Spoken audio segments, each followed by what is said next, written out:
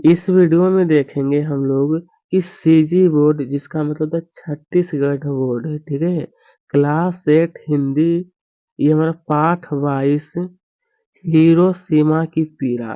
तो चलिए ये जो हमारा चैप्टर दिया है हिरोशिमा की पीड़ा, इस इसका अभ्यास जो भी दिया है उसको देखते हैं। सबसे पहले हमें दिया है कि पाठ से क्या है, पाठ से यहाँ पर सबसे पहले दिया है कि हिरोशिमा और नागासाकी नामक स्थान यह कहाँ पर स्थित है। तो इसका उत्तर में लिखना है कि हिरोशिमा और नागासाकी नामक स्थान जापान में स्थित है। कहाँ पर, तो जापान में। चलिए अब अगला देखते हैं। अगला पूछा है कि कवि की नींद अचानक किसी किसी रात को क्यों उचट उचट जाती है। कवि की नींद जो तो लिखना है कवि संवेदनशील है। रात्रि में अचानक हिरोशिमा और नागासाकी में हुए भीषण नरसंहार की याद आते ही नींद उचट जाते, मतलब उसके क्या होता है कि सपने में कि वो जो घटना हुआ था वो उनको वो याद आने लगता है, ठीक है। अरे कवि का हृदय विषाद से क्यों भर जाता है। कवि का हृदय जो है तो यहाँ पर हो जाएगा कि जापान के हिरोशिमा और नागासाकी शहर में हुए विस्फोट में 2 लाख से ज्यादा व्यक्तियों की हुई, कहा गया है कि 2 लाख से ज्यादा व्यक्तियों की हुई मृत्यु की बात को याद करने की कवि का हृदय विषाद से भर जाता, मतलब उतना याद रखना बहुत ही दूसरा प्रकार का लगता है, इसलिए क्या होता है कवि का हृदय विषाद से भर जाता है। अरे विश्व युद्ध के दौरान परमाणु बम कहाँ गिराया गया था। कहा है विश्व युद्ध के दौरान, तो लिखना है कि विश्व युद्ध के दौरान परमाणु बम जापान देश के हिरोशिमा और नागासाकी में गिराया गया था। कहाँ पर, जापान देश के हिरोशिमा और नागासाकी में। अभी कविता में किस तिथि को काल रात्रि कहा गया है और क्यों कहा गया है। तो यहाँ पर लिख देना है कि कविता में 6 अगस्त सन 1945 सन 1945 को काल रात्रि कहा गया है, क्योंकि इसी तिथि को अमेरिकी वायुसेना ने जापान के हिरोशिमा पर परमाणु बम यानी लिटिल वाय गिराया था। मतलब अमेरिका जो देश है वही जापान पर परमाणु बम गिराया था, ठीक है। 3 दिन के बाद नागासाकी शहर पर बम गिराया गया था। तो चलिए इतना आपको कर लेना है। अब देखिए उस भीष्म नरसंहार में कितने लोगों की बलि चढ़ी। का उस जो भीष्म जो हुआ था उसमें नरसंहार में, तो लिखना है उस उस भीष्म नरसंहार में 2 लाख कितना, 2 लाख से अधिक लोगों की बलि चढ़ गई, 2 लाख से भी अधिक, ठीक है। अब यह है कि कवि कवि वैज्ञानिकों से किस प्रकार की अनुभूति की अपेक्षा करता है और क्यों।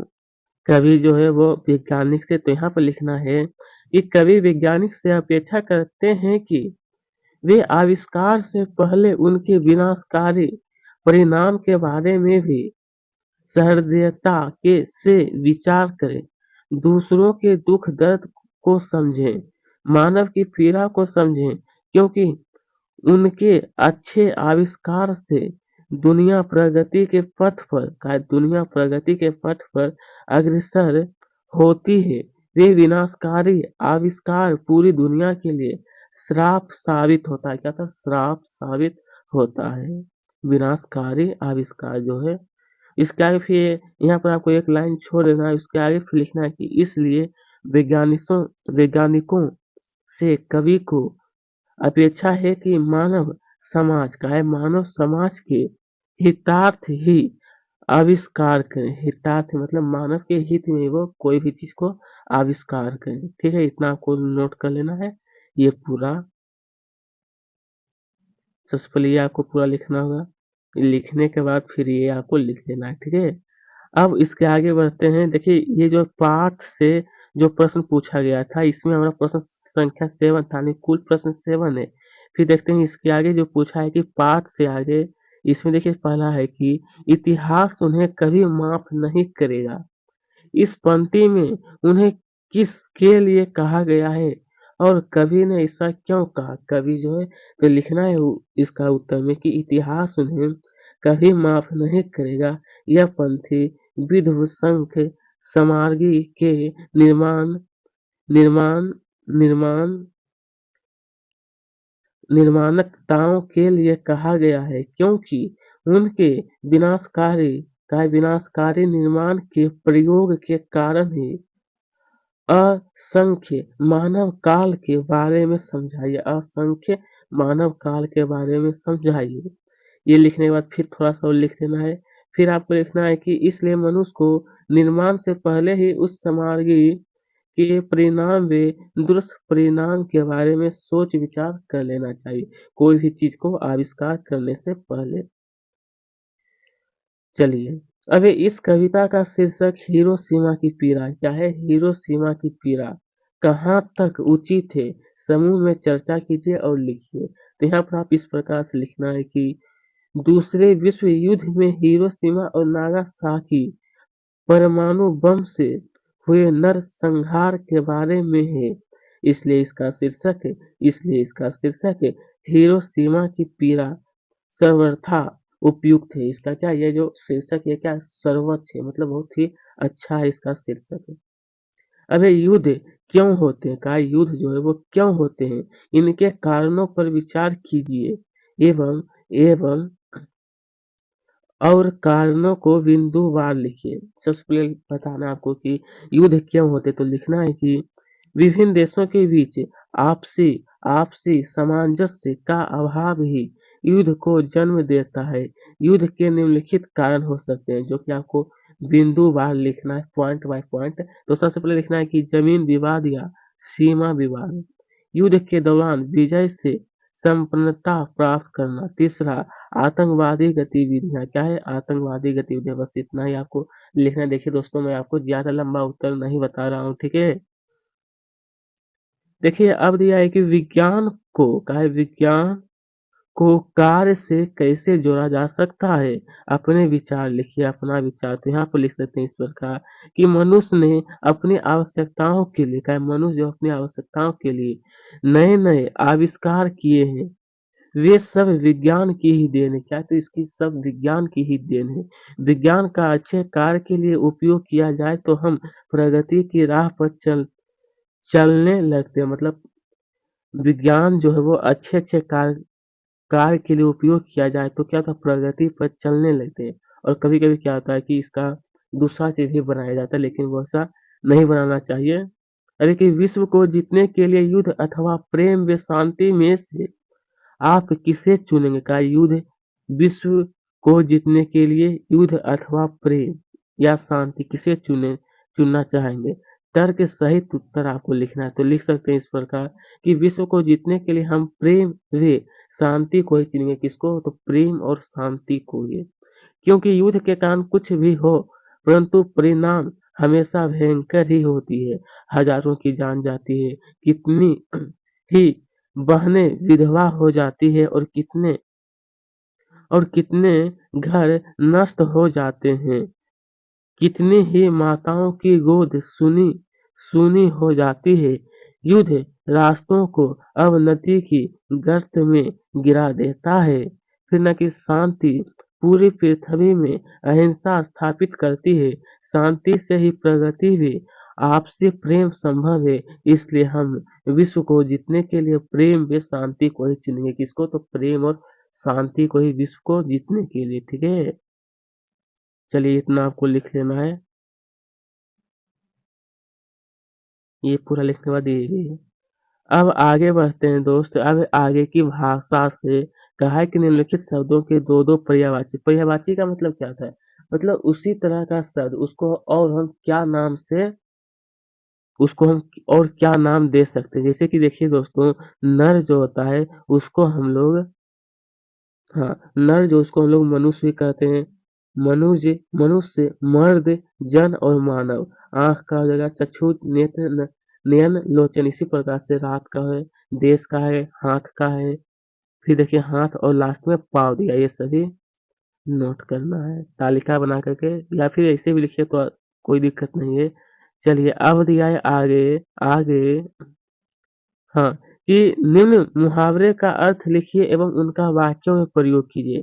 तो यहाँ पर सबसे पहले देखिए ये सब क्या हमारा कुछ मुहावरा दिया है, जो कि सबसे पहले इसका अर्थ लिखना है, फिर इसको यहाँ पर दिया है कि सबसे पहले आँख खुलना, इसका अर्थ क्या होता है? सावधान होना। वाक्य में जो कि इसका वाक्य में भी प्रयोग करना था, लिखना है कि अब मैंने आँखें खोल ली है, अब तुम मुझे नहीं ठग सकते।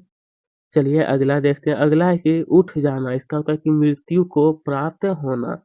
बम विस्फोट के कारण ना जाने कितनों को लाशें उठ गई। अब देखिए आँख की फिरकरी, इसका अर्थ होता है कि जिसे देखकर कष्ट हो, जिसे देखकर कष्ट हो, पाकिस्तान। ये वाक्य है हमारा कि भारत की आँखों को किर किरी बनता जा रहा है। क्या हो रहा है? तो किरकिरी बनता जा रहा है।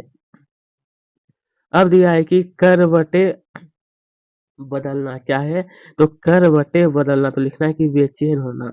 यहाँ पे हो जाएगा कि इसका अर्थ हो गया, लिखना है कि हिरोशिमा में हुए नरसंहार के समाचार से अटल बिहारी वाजपेयी जी की र- रातें करवटें बदलती हुई बीती। मतलब उनको छटपट हो रहा था रात के समय, उनको अच्छी तरह से नींद नहीं आ रहा था। अब ये कविता में हिरोशिमा नागासाकी एवं सगे संबंधी इन शब्दों के बीच योजक चिन्ह, क्या है यह? योजक चिन्ह का इस्तेमाल हुआ है। ऐसे ही 5 अन्य शब्दों के बीच योजक चिन्ह लगाकर लिखिए। कितना? तो 5 शब्दों के बीच आपको कहा है। तो यहाँ पर आप इस प्रकार से देख सकते हैं, मैं आपको बता देता हूँ। जैसे देखिए मैंने यहाँ पे इस तरह से आपको बता रहा हूँ, लेकिन यहाँ पर आपको इस तरह से हो जाएगा, लाभ, यहाँ पर योजक चिन्ह, फिर यहाँ पर हानि हो जाएगा, ठीक है? इसके सामने आपको लिखना है। इसी प्रकार से यहाँ पे ये योजक चिन्ह है, जय प्लस पराजय, खाते प्लस पीते, माता पिता, कभी कभी, ठीक है? बस यही आपको लिखना था। चलिए अब यह कि विज्ञान कहा गया है कि विज्ञान विज्ञान वरदान है अथवा अभिश्राप। इस विषय पर अपने विचार लिखिए। कहा है विज्ञान क्या है? वरदान है या कि अभिश्राप है?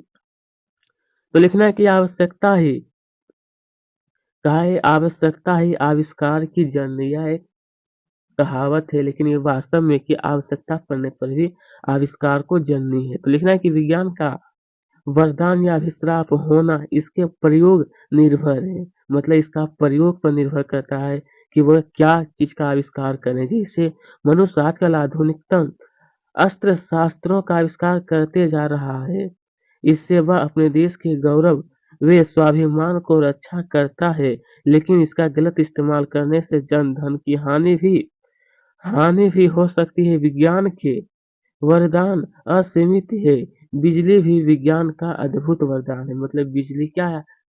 बिजली भी विज्ञान का क्या एक अद्भुत वरदान है। ये पूरा आपको सबसे पहले यहाँ से लेकर के ये पूरा आपको लिखना है। फिर आगे मैं आपको बता रहा हूँ। इसके आगे फिर लिखना है कि जिसका उपयोग प्रकाश के अलावा मशीनों को चलाने, मनोरंजन, जीवन के कई क्षेत्रों में होता है। इसी प्रकार चिकित्सा के क्षेत्रों में विज्ञान ने अभूतपूर्व सफलताएं हासिल की है। गंभीर रोगों के उपचार विज्ञान द्वारा संभव हुई है। विज्ञान के माध्यम से मनुष्य ने चंद्रमा पर विजय प्राप्त की है। कहा है विज्ञान के माध्यम से मनुष्य जो वो क्या हुआ, तो चंद्रमा पर विजय प्राप्त कर लिया है। ठीक है, बस इतना लिखना है। फिर थोड़ा सा और लिखना है। तो देखिए दोस्तों इसका उत्तर बहुत ही लंबा है। देखिए मैं आपको बताना चाहूंगा, अगर आप यहाँ तक भी लिख लीजिएगा ना तो कोई दिक्कत नहीं है, ठीक है? जैसे देखिए मैं आपको बताना चाहता हूँ, जो मैं अभी-अभी आपको बताऊँ, यहाँ से लेके यहाँ तक ये पूरा आपने लिखा है। लिखने के बाद आप यहाँ तक भी लिखिएगा, यहाँ तक भी लिख लीजिएगा तो आपका सही हो जाएगा, ठीक है? अगर आप चाहते हैं कि और भी लंबा हम लिखें तो अब मैं बता रहा हूँ।